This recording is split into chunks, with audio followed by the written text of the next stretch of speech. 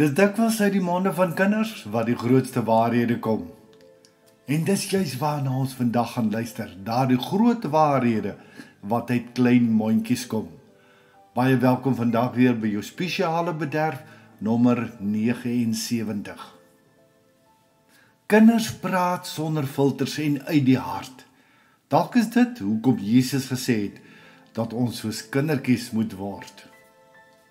Die eerste groot waarheid. As ek eendag groot is, sal ek gaan slaap wanneer ek wil. Dis snaaks hoe vryheid altyd beter klink as jy dit nog nie het nie. Eers as jy groot is, besef jy dat slaap die grootste luukse van almal is.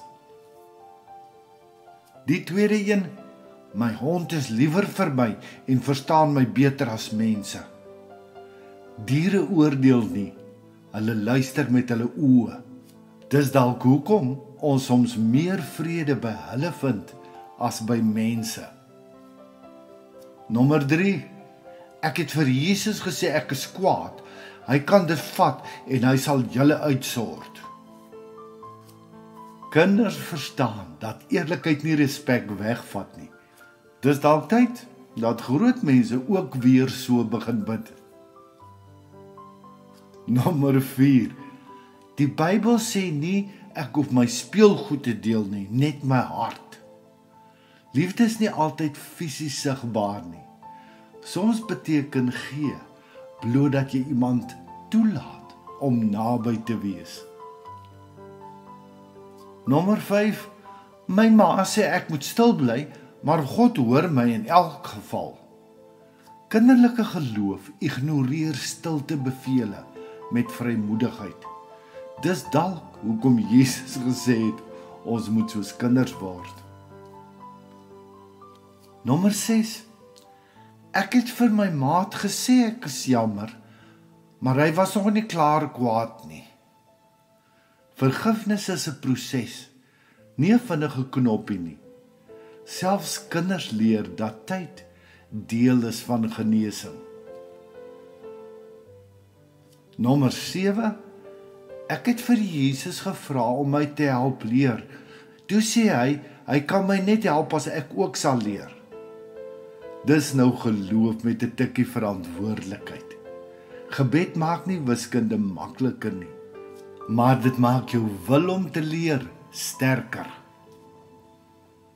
Nommer 8 is 'n vraag waaroor ons as groot mense ook seker al baie gewonder het.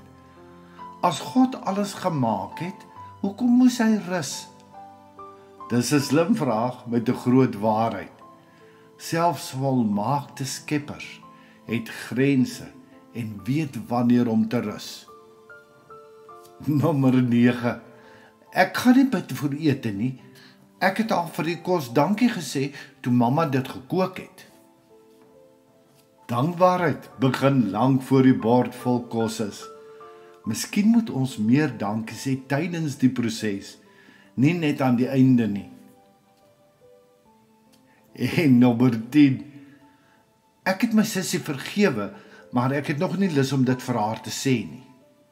Dis nou so 'n mengsel van genade en stilstype sambok. Soms is liefde ook net so, eenvoudig en kompleks tegelyk. Nommer 11 vat iets so mooi saam. Die juffrou sê ek moet deel, maar ek deel net met nice mense. Dis eerlik en baie menslik. Ons almal sukkel nog om onvoorwaardelik te gee. Nommer 12 sê, as mense stout is, moet hulle net vir God vra om hulle weer mooi te maak. Hierdie kinderlogika het 'n mooi waarheid daarin vasgevang. Genade maak inderdaad mooi van binne af. En nommer 13 is een wat ons ook baie keer voel, maar nie altyd sê nie. Ek wil nie bid nie, want ek is bang God sê nee. Dis iets wat groot mense dikwels ook voel. Dis wonderlik hoe kinders eerlik dit sê wat ons wil sê, maar dikwels liewer nie sê nie. En nommer 14. Ek dink Die hemel ryk soos by ouma se kombuis. Dis dalk die mooiste teologie van almal. Die hemel het vir kinders 'n geur en dit ruik na liefde. Nommer 15. Ek het vir my maat gesê ek is lief vir hom, toe hardloop hy weg. Eerlikheid is soms ongemaklik, maar altyd eg. Liefde maak jou dapper, al verstaan ander dit nie dadelik nie.